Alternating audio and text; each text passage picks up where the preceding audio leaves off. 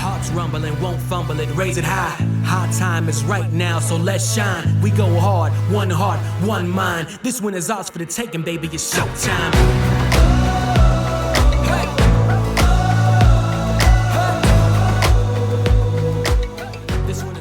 Hello, everybody, and welcome to the first edition of our NFL DFS Roundtable at RotoBaller. I'm your host, Thunder Dan Palio. I am the RotoBaller NFL head writer and head of our DFS team. I do our weekly NFL DFS cheat sheets, tiered rankings, and I write the running back, wide receiver, anchors column each week. Joining me today is going to be Joe Nicely. Joe, go ahead and introduce yourself.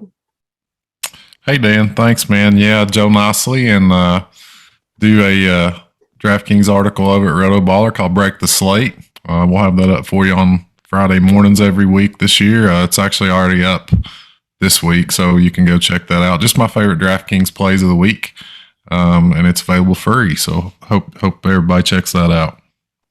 Awesome. Yeah, I just read it today, and you and I are definitely in agreement on a lot of stuff. I can tell already based on your article this week. And our other co-host tonight is going to be none other than Frank Ammirante. Frank. What's going on? Pleasure to be on the show here. I RotoBaller with football related. I write a matchups column where I focus on every fantasy relevant player on the Sunday day games, 1 and 4 p.m. And I also write a stacks of the week where I look at their prices on both FanDuel and DraftKings, and I pick a stack with a quarterback with 2 wide receivers, as well as I suggest any opposing receivers to do as a bring back to your stack, because that's a strong correlation. And then my podcast, The Fantasy Jones, is part of the RotoBaller network, and we talk about DFS, betting, fantasy football, you name it. And you could check us out there. You can follow me on Twitter at FAmmiranteTFJ. Awesome. Thanks, Frank. Hey, how was your first week doing that beast of a matchups article? That's a huge piece. Oh yeah, it takes long. It was easier this week because this is the first week at school. I'm a teacher, but right now I'm substitute teaching, and I decided the first week, everyone's getting settled in. I'm not gonna go into I didn't pick up any jobs, so it was easier to write the monster article. But there you go. Once I'm in my day job more, I'll be trying to squeeze it in, write it bit by bit rather than all at once. But you could check that early to midweek every week. Awesome. I'm a teacher too, for those that don't know, and we have quite a few RotoBaller writers who are teachers. Before we kick things off, I just want to make sure everybody knows that our RotoBaller Premium NFL package is available, and if you haven't already signed up for it, it's just an incredible value. For $99 for the season, you get access to not only our expert rankings and all of our season-long content, but we also have all of our weekly DFS content that put together by myself, Frank, Joe, guys like Casey, Bubba, some of the RotoBaller writers that you guys love to follow. And it includes everything from my cheat sheets to tiered rankings, our stacks that Frank puts together. We have value plays. And of course, all of our premium tools and our optimizer come with that too. You can save 10% off with any of our promo codes.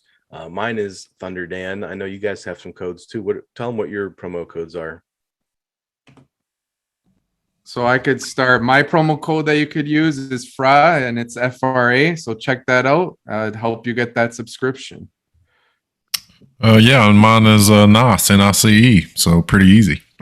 Awesome. Yeah. So, take advantage of that, guys. You get a whole season for a really amazing price, and get access to our premium content every week. Hopefully we're going to do this show every week as well, and maybe rotate a few different RotoBaller writers on here to get some different perspectives. So I want to kick things off this week, and just since it's week 1, I wanted to talk real briefly about just some strategy stuff before we get into the plays. And what I wanted to ask you, Joe, which specifically was, are you more of a cash game player or a GPP kind of guy, or how much do you usually kind of allocate to each of those? Yeah, started out with a pretty even split between the two, Dan, and over the last couple of years, kind of found myself moving away from the cash game stuff, moving more into GPP stuff. But I've kind of settled nicely into that little zone of single entries, 3 max, 5 max, 20 max. That seems to be my comfort zone. I don't know that I'm the type of player that's ever going to be able to take down the Millie Maker. I just don't know that I'm gonna have the guys needed to take that down consistently in my lineups. And at the same time, cash is such a grind. So for me, I found myself kind of falling into that comfort level of single entry, 3 max, 20 max stuff. That's awesome. I wrote a little strategy column this week, and I pointed out in that column, people should really focus on what they're good at. I think the first week they put DraftKings has 2 million makers out there, the $5, they have the $20. And I think people just are so excited for football. They go and they dump a bunch of money in those huge tournaments, and they just burn a bunch of bankroll week 1. And I don't think it's a smart thing to do. Know your role, know what you're good at. And unless you're a really good MME kind of player and you're going to be building 150 lineups, just avoid those giant tournaments. Frank, are you a cash guy? Me, no. I'm the same as Joe. I used to try with cash games, and it's just a grind. Like he said, it's tough it's more useful if you have a large bankroll and you're entering in dozens of cash games, and then you want to hit a certain percentage of them. Otherwise, it's just too hard and too slow to really build up your bankroll, especially the NFL season is shorter. It's 17 weeks or 18 weeks now. Yeah. So I play GPPs like single entries, 3 max, smaller field. Maybe once in a while I'll throw in a little bit in the Millie Maker just to give it a shot. But I mean, you're competing against players who have 150 lineups, so it's really tough to really compete with that. Also, I'll try to enter. I know on FanDuel they have those 100-man tournaments, even on DraftKings, I believe, and those are easier to win. You don't need every one of your player to just pop off, so it's just more feasible. No doubt. I would always recommend smaller fields to people who are playing, on FanDuel, really and DraftKings has plenty of smaller field stuff too. I mean, just you have a much better chance of, you don't need that lineup with everybody going crazy in there. I do play some cash. I talked in my article this week about kind of playing a cash ladder, meaning entering some 3-man, some 5-man, and some double ups, and trying to play a hybrid lineup, a lot of chalky plays, but a few different plays as well. And, trying to cash those 50-50s. And then if you have a great lineup, you end up, more than just 2x your investment. You can get 3, 4, 5x if you win some double up, triple ups, or whatever else. So, but I'm with you guys. I play a lot of single entry and 3 max and stuff. Just try to focus more on those tournaments. So with that out of the way, I do want to jump into the slate, and gosh, it's exciting. Everybody's pumped up for week 1. There's a lot of great games to target. But there's a lot of uncertainty, right? I mean, there's teams were going off last year's stats. A lot of teams have improved, or there's players that have moved. So there's a lot of uncertainty that we're facing week 1 too. Let's start with the chalky plays, right? The cash plays. Who is your favorite kind of high priced cashy chalky play this week? We'll start with Joe. Yeah, nothing fancy for me there, Dan. Christian McCaffrey jumps out to me as just a guy that, especially with this soft salary scale that we see in week 1, he's a guy we can comfortably get in there. He's at 9.5K this week. Sounds kind of crazy, but it's actually a little bit of a discount. We saw him week 1 and 2 last year at 10K. Volume is king in this game, especially when you're focusing on cash games. And McCaffrey, to me, has no equal currently in the NFL. So starting out cash lineups, locking McCaffrey in. All right. No arguments there. Frank, we'll jump over to you. So for me, I'll even eat this chalk in single entries. I like Alvin Kamara. Michael Thomas is out. We've seen what he's done without Thomas. He really sees even more of an uptick in volume and in targets. And it's great to see Jameis Winston starting instead of Taysom Hill. So sure. Kamara won't get affected in that sense. The game against Green Bay is one of the higher totals on the slate. It's over 50 points, I believe. So especially in DraftKings with that full PPR format, Kamara is a great play, and he's at 8.6K. So you save some money. I like McCaffrey too. but I'd go with Kamara as my top. Nice. Those two guys, I doubt we see that cheap again the rest of the season. Let's be honest, right? Either of those guys with their pass catching upside and floor, they're not going to be that cheap. I love Kamara this week. I really do. And I was watching the highlights from last year's Green Bay game. And he only had like 6 carries, but he had like 13 catches and he took 2 to the house. Like he's so good in space. They're gonna give him the ball. My guy is actually Dalvin Cook. So we're going with all 3 of the big backs this week. I did some matchup stuff with like DVOA line rankings, and I was looking at like which offensive and defensive lines were going to match up the best. And like Minnesota's had like the best offensive line rankings last year. And I know the Bengals defense really struggled to stop the run. And I mean, Cook's a guy can catch the ball out of the backfield too. So yeah, I think he has a ton of touchdown equity, and he's going to get some, receiving work as well. Positive game script, hopefully. And all 3 of those guys, I really don't see an argument for smashing in, an argument against smashing in 2 of those 3 backs. I don't know if you can get all 3. I haven't really tried, but if you could, that would be pretty awesome. There's some cheap receivers out there, but good stuff there. Let's roll right from the high price guys down into some of these value plays we're talking about. So if in a cash game kind of format, who are some of the chalkier cheap punts that we're looking at for cash? Joe, who are you looking at? Yeah, kind of touching on that Saints Packers game that Frank touched on. Marquez Callaway jumps out to me. A guy I touched on in my article this week over at RotoBaller. 3.4K. We kind of all know the situation. Michael Thomas is out. As you guys mentioned, Jameis Winston's getting the starting nod, which I think is a big boost for this Saints receiving core and offense as a whole, really. And Callaway's a talented guy. I'm a UT alum, so I'm familiar with him. He always had tons of talent down here. 4-star prospect coming out of Georgia, out of high school. A guy that's always had talent, but it's kind of been suffered through some horrible quarterback play while at Tennessee, and that talent's starting to shine in New Orleans. We've seen him break out a little bit at the end of last year. Had a huge preseason. So I think a starting caliber wide receiver at 3.4K in this game with a high total certainly stands out to me as a strong cash option. All right, Frank, are you rolling with Callaway too, or you have someone? I like Callaway too. He's super cheap because he's mispriced from when he was priced this way, like when Thomas was still there and all that. But for me, as an alternative, you can go with. I have a couple year 2 receivers in mind. Laviska Shenault, he's at 5,000. He's facing a dumpster fire of a defense in Houston. Travis Etienne out for the year. That's going to allow Shenault to soak up those underneath targets even more. He could break tackles very well. He's elusive, and he's in a good matchup. So I like Shenault there.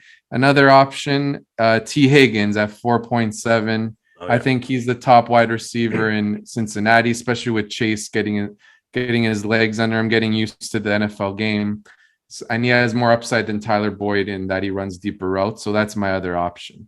Yeah, I've heard some guys talking about Boyd being like getting a ton of targets underneath and mixing getting the target. I still like Higgins too. He was in my sheet this week, and 4.7 is silly, and Callaway as well, just a great value. I'm going to touch on one guy that you guys didn't and I'm curious to see what you think. Michael Pittman Jr. at 4,100. Do we trust him in cash with, if Wentz doesn't play, he's the number 1 guy in Indy. Frank, I mean, are you on Pittman? Is he at 4K okay for cash? Well, that's a terrific price, and Wentz is expected to play, and that's a high total, over 50 points. So I could see why you might like Pittman. Plus, he kind of fits in well with Wentz's skill set. He's that big receiver. We've seen Wentz have success in the past with like Alshon Jeffrey. So I'm not against that for sure. Especially if you're in like a tournament and you want to do a Seahawks stack, you could go Russ with Metcalf and Lockett and then bring it back with Pittman. So that looks pretty appealing too. No doubt. Joe, anybody else for cheap that you wanted to touch on at receiver or running? Mostly receiver this week. It feels like where the value is. Yeah, you guys touched on them. like the LaVisca call from Frank, and very comfortable with Pittman as long as Carson Wentz is in there, which it looks like he's going to be. With T.Y. Hilton out, very comfortable rolling with Pittman. Oh, good. All right. Well, but all three of those guys are in my cash build right now. All three guys we touched on. So hopefully they stay there by come Sunday. All right. So let's keep moving things right along. I wanted to talk about quarterbacks a little bit, and because we've talked about some receivers and some backs, we have a ton of really cheap quarterbacks, and I'm a big proponent of paying down at quarterback in cash games. I think it's the right thing to do. It's a smart thing to do. But I feel like there's going to be some guys here too who are traps, who are really cheap and we think are probably going to be okay that will not produce. And there's a danger there of rostering a guy who, ends up with 10 or 12 points and, you're chasing the rest of the field who has 20 plus. So I'm looking down here, like under 6K on DraftKings. Do you have a quarterback who you can trust in a cash game kind of format that you want to roll with under 6K? We'll start with Frank this time. We'll go Frank and then Joe. All right. So my favorite would have to be Baker Mayfield. He's at 5.9K. I know the Browns are run heavy, but that offensive line is elite. There's continuity on offense with another year under Kevin Stefanski's offense. Mayfield looked great down the stretch last year. They're on the road in KC facing the Chiefs. They're going to have to pass a little more than usual to keep pace with Mahomes and company. So I think Mayfield in this really high scoring game is worth a look as a cheap quarterback for sure. No doubt. Okay. And I think I agree with you. They're probably going to be playing from behind or at least forced to throw a lot and keep up with KC, who's going to score. Joe, who's your guy under 6K? I don't know that there's anybody I want to trust is a strong word. I think really Jalen Hurts at 6.4 is the cutoff for me. Love Jalen Hurts this week at 6.4K. So that's kind of my benchmark at the quarterback spot. I think once you get below there, you start getting a little bit dicey. Mm-hmm. I think you can certainly look at Joe Burrow. That was my yeah, they're the question marks coming back from the injury. But this is a player, guys, that had 404 pass attempts in 10 games last year. So we have to feel the volume is going to be there. Yep. Strong wide receiver core. Minnesota's kind of trying to put their defense back together. So you think you can certainly look at Joe Burrow, and then kind of the elephant in the room from a cash game perspective for me is Mac Jones, way down there at 4.4K. We're looking at a huge miss price here. I don't love the matchup. It's always kind of tough trying to trust a Bill Belichick offense, especially going up against a very good coach in Flores for Miami. So Mac Jones is unquestionably too cheap. I think you can go there in cash. Maybe take a shot at that price. But Burrow and Jones, if we're talking below 6K, those are the two guys that stick out for me. Nice. Frankie, anybody else you were looking at, or is that anyone else for me? But below. Let me just throw a couple guys at you. Okay. What about Teddy Bridgewater at 4.8? I mean, it's a tough matchup, but there's going to be volume there. It is super cheap, but I think that could be like a low scoring game where the Broncos kind of control it with their defense. I think they'll force a couple turnovers, maybe run the football. I don't see as much upside there. I might be inclined to go with Jameis Winston at 5.2 because similar to Mayfield, they'll have to keep up with Aaron Rodgers and company in a high octane offense in a 50+ point total. So I'd go with Winston if I'm looking elsewhere. I'm with you there too. I know there's the other guy that people have been talking about a lot this week is Sam Darnold, and there's people are really split on do you trust Sam Darnold? He hasn't done anything, and is he going to just go nuts in this offense this year? And I don't know. He's cheap enough that he probably will get there. But it's like you said. I mean, you have Jalen Hurts rushing upside. Joe, you wrote in your article about how much he ran last year, even just taking all of his rushing yards and rushing touchdowns. You have a pretty nice floor there. It's going to be tough. It comes down to what salary you have left over and what you can fit in.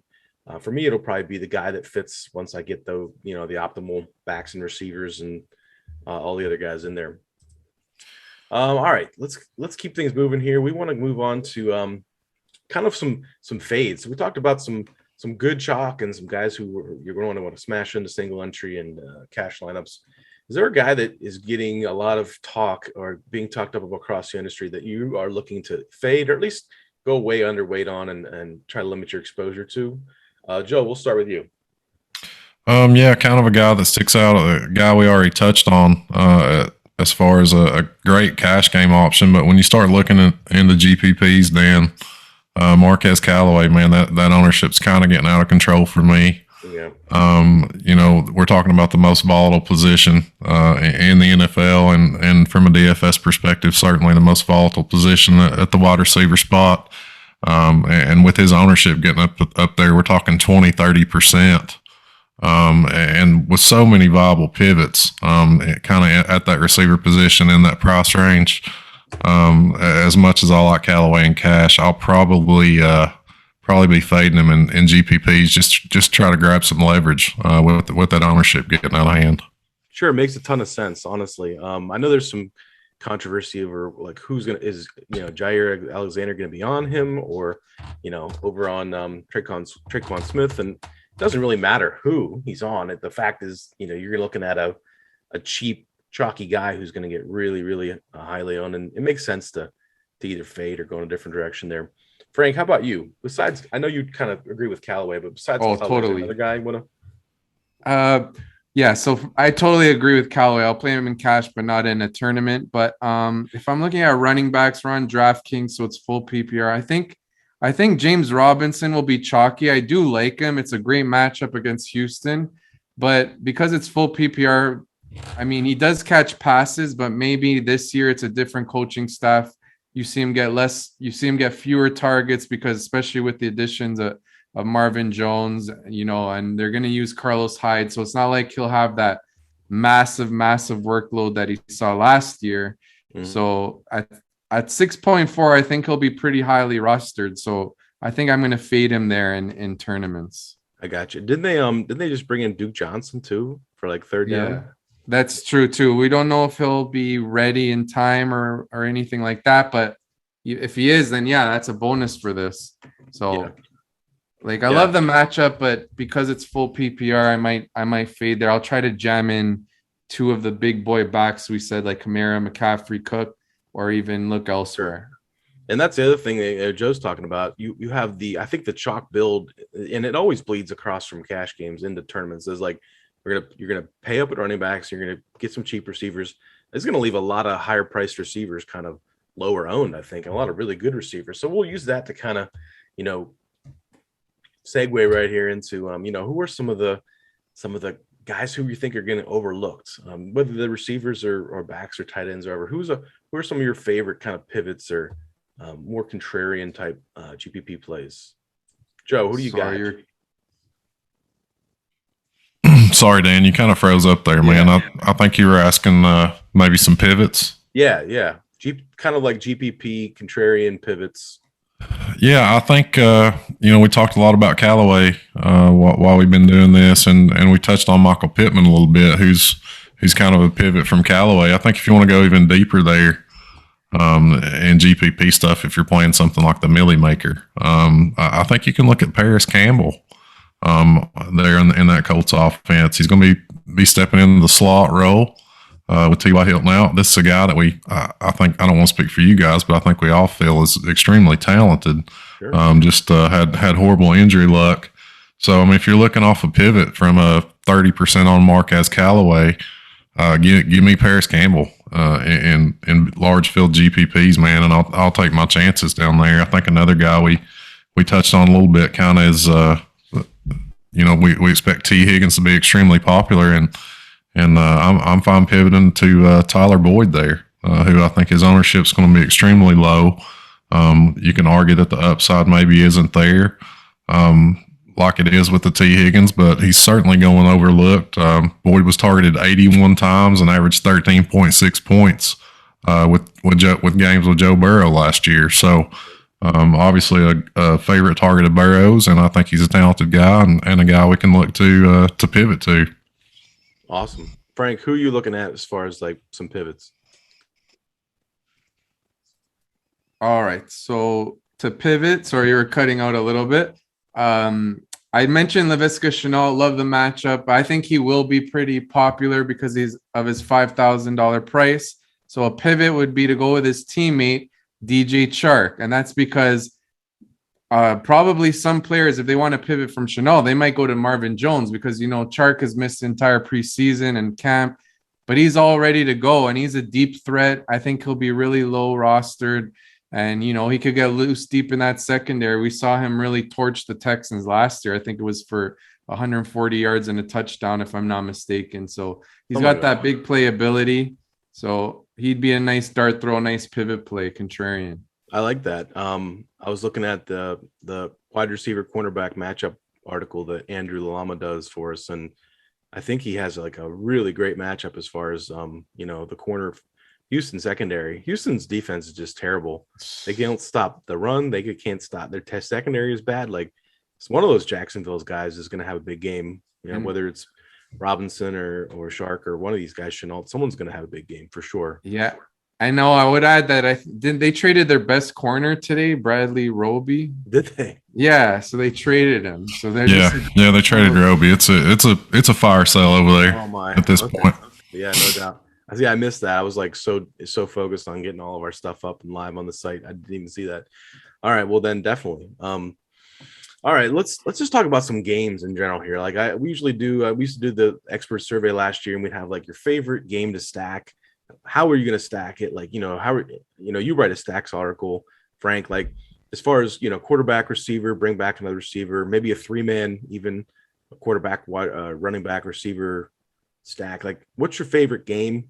And how do you want to stack it? I know you probably stack it multiple ways. What's your favorite variation of that stack? I'll start with Frank this time. All right. So I would have to say my favorite stack to use in tournaments would be on the Titans because we mentioned Jalen Hurts will be pretty chalky. Maybe Tannehill won't be that as rostered because there's Kyler Murray, there's Russell Wilson, there's other great players in good spots.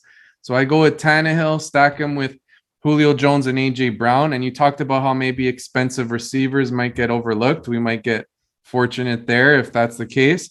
And plus, you'll love to see how the Titans, their target distribution is going to be really narrow. It's going to be Brown and Julio. So it's pretty easy to predict who to stack there. You just go with Brown and Julio, similar to Seattle with Lockett and Metcalf, and Minnesota with Thielen and Jefferson. So I like stacking those Titans.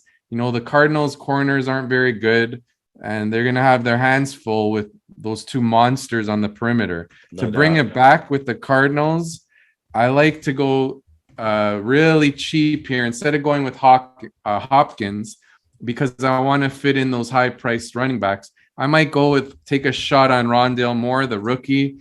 He'll catch those underneath targets. He can make plays after the catch. He's only 3,000. So he can open up some possibilities in your lineup. If you're not comfortable with Moore, you can even go with AJ Green, the veteran. Maybe he gets loose deep, or Christian Kirk. But those two are Green $800 more and Kirk $1,500 more. So I prefer going with Rondale Moore as the bring back.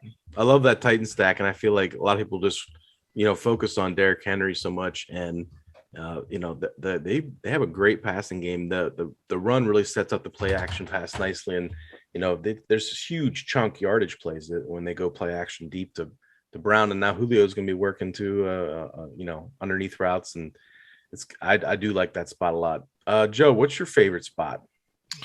Yeah, man, love that Tennessee game that Frank mentioned. My problem is there are almost too many good spots this week. I think maybe it's just because it's week 1. You guys know how it is. By like week 13, we're like looking under the rug, try to find guys to play. But this week it's we're trying to whittle it down, and that's certainly where I find myself with stacks. I do like the Tennessee game that Frank mentioned, and I really like Jalen Hurts. Also like some Atlanta pieces, so I'm certainly interested in that game. But my favorite from kind of an overall game environment, I looked at that Cincinnati-Minnesota game just because the usage there, especially on the Minnesota side of the ball, is so concentrated. You talk about this Viking offense. It's running through Dalvin Cook, running through Justin Jefferson, running through Adam Thielen. We spend a lot of time talking about Bengals receivers, guys, but Justin Jefferson and Adam Thielen are going to go under-owned on this slate, not getting a ton of publicity. So there are a lot of ways you can go with that game. You can toss Burrow in there with your favorite or two favorite Bengals receivers, run it back with Dalvin. You can grab some chunks of the Minnesota passing game. Kirk Cousins, while certainly he has his issues, there is upside there, and bring that back with maybe a Joe Mixon even. Or your favorite Bengals receiver. So I just love that game as a whole. We're talking about 5 max, 3 max tournaments. I think you can just set up shop on this game and take some different combinations from it, and pop that in a 3 max or something. Love it. I love both those spots, and a lot of those guys ended up in some of my content this week. I'll just toss this in as a little wrinkle. Instead of going with like the Jalen Hurts kind of Eagle stack, I'm looking at like an Atlanta stack, maybe to kind of go, people don't like playing Matt Ryan. Matt Ryan's a pretty good quarterback, and Calvin Ridley's going to be a beast. I know he's going to match up with Darius Slay, but I don't think Slay's that good anymore. And of course, Kyle Pitts is like dirt cheap, like 4,400 at tight end. Russell Gage. I think you could probably run, Matt Ryan with 2 receivers and come back with a cheap Eagles receiver or like a Miles Sanders or something, and there's a lot of combinations in that game you can mess around with too. So I like that game a lot. Russell Gage, a name you mentioned there, Dan, not to interrupt you, is Russell Gage, who I think is going to go overlooked on this slate. Really glad you brought him up. I think a lot of people are going to gravitate towards Pitts at that price at tight end. We're going to see a lot of people obviously going to Calvin Ridley, who's a terrific player in a great spot, but Russell Gage is a guy that really came on at the end of last year in Julio Jones's absence, running those outside routes. So I think you can certainly give him a look. No doubt. All right, so we're gonna bring things here to a close here shortly. I just want to kind of finish up with a couple last things. We talked about some of the higher totals. Is there a game? I'm looking at the totals here that's kind of maybe under 50 points. Like I guess we have Bengals and Vikings at 48. Is there a game down here that is sneaky that we could attack? Like no one mentioned anything about the Niners and Lions, or we talked a little bit about Houston and Jacksonville, Carolina and the Jets, like a couple games that are sneaky here. Like, can we use some of these pieces from some of these games? What do you think? Anybody, either of you, doesn't matter. We could. I think one that we can look at is that we haven't mentioned is maybe the Bills and Steelers. Josh Allen's a monster. They pass so often. That's such a pass-heavy offense. I know the Steelers, your boys there, they have a good defense, but with the way that Bills attack is, like, it doesn't matter what defense they're playing. They just put up points. You could use Allen and Diggs. Maybe you can even add Gabriel Davis because he's a deep threat and hope he gets loose downfield. You could bring it back with Deontay, or maybe even go swing for the fence with a Claypool and hope that he gets a deep bomb. So that could be an overlooked one. Another one maybe is those Jets and Panthers. The Jets secondary is still really questionable.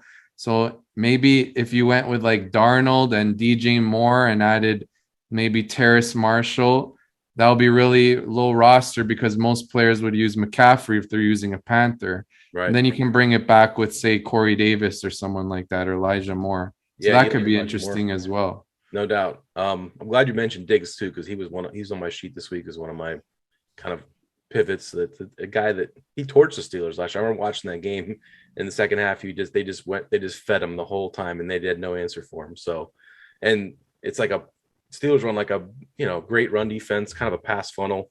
So, and Buffalo just throws the ball. So I don't even know if they'll try to run the ball in that game. Joe, you have any spots that you feel like are getting overlooked because they're not high totals or they're not real sexy plays? Well, you guys kind of stole my thunder there.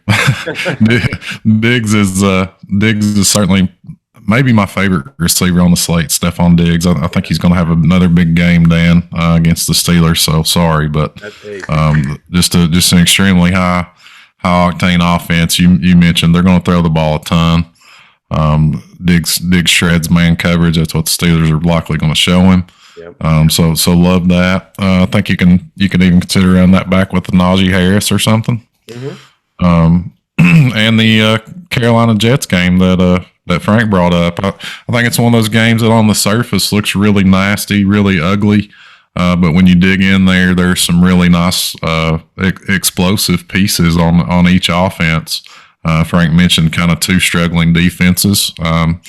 And the Jets learning a new system under a new coach and coordinator there. So that's the game that I would pick if you're looking on the surface, kind of a forgettable matchup with a mediocre total that could really go over would be the Jets Panthers game. Awesome. All right, so we kind of already covered like our GPP darts and some of our lower on guys. I want to jump. We're running out of time here. I want to jump into our kind of bold predictions. We used to do this last year. It was a lot of fun. Lay out like a stat line or just an outcome of a game that you think is, a bold prediction for week one. We'll start with Frank, who specializes in bold predictions and hot takes. So Frank, what do you got for week one? Give us a hot take or a bold prediction. Okay, so this one's tough. Thinking quickly here. I think the Jets can go into Carolina and upset the Panthers, and Zach Wilson plays pretty well. Like, he's looked good in camp. Maybe he adds a rushing touchdown and he has that sneaky good fantasy game. He's 5K. We didn't mention him, but the Jets offense could be better than we expect. I like what they're doing. Like, they brought in Mike LaFleur, who's a descendant of the Shanahan coaching tree. They're going to have a good running game. And, like I said, Zach Wilson looks good. And Corey Davis, he could fill him with targets. You can use him as well. So that's my bold prediction. The Jets upset the Panthers in week one. I like it. I'm here for it.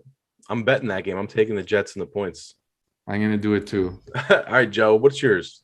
Give us a hot take. Yeah, nothing super crazy. Actually, some stuff I already touched on. I had jotted down Stephon Diggs is the top scoring wide receiver on the slate. Okay. And kind of circling back around, I think Frank touched on him. I'm a little bit higher on James Robinson. I think he's going to be a top 3 running back this week. Just love that matchup. I think the volume actually will be there for him. I know we're bringing in a new OC, new quarterback, but I think they're going to kind of lean on Robinson here in this situation, especially against this just horrible Texans defense that we talked about, dead last in the NFL and pretty much every run defensive category last year. So look for Robinson to have a big week. Nice. Mine is actually, I have two. I have one that I think the Browns Chief game goes under the total. I think and we end up seeing both teams run the ball a little more, and it's a little closer and a little more competitive. And not that we don't have any good fantasy performances, we probably will. Like, who knows, Kelsey or one of these guys, Chubb has a big game, but I think it goes a little under. And the other one would be that I like New Orleans Saints. I think they shocked the Packers week one. I just don't think the Packers defense is very good. And I think, maybe there's a little bit of a hangover there from last year or Rodgers not being in top form. And I think New Orleans under Jameis comes out and Kamara and those guys, and they win week one. That's mine. So, hey, I really want to thank you guys for coming on this week and talking some DFS with me. And thanks for all you guys for checking us out. We're going to try to do this every week and feature some different RotoBaller writers. For Frank and Joe and myself, thanks for watching, and we'll catch you again next week. Good luck in your contest. See ya. Look.